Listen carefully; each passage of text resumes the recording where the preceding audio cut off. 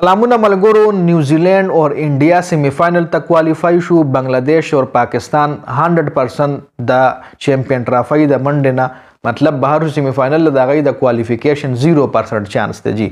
उस the New Zealand और the India match पात रचदा यो प्रैक्टिस मैच थे दा कि इंग्लैंड का न्यूजीलैंड गटी और के इंडिया गटी न पा इंडिया माने सफर प्रूजी न पा न्यूजीलैंड माने सफर प्रूजी बल तरफ पाकिस्तान और द बांग्लादेश मैच पाते रहनो कदा बांग्लादेश गटी नुम बकोरते जी और पाकिस्तान गटी उम बकोरते जी वो दीजी की डेर खलक उस पर सोशल मीडिया बाने दा ट्रेंड चलाई च द न्यूजीलैंड और द बांग्लादेश सॉरी द पाकिस्तान और द बांग्लादेश च कम मैच थे नो दे मैच कतलो द पारा दे तमाशायान नजी द पाकिस्तान क्रिकेट टीम दे खिलाड़ियों ला पता लगे च द खपल इज्जत बांधे पवेशी नो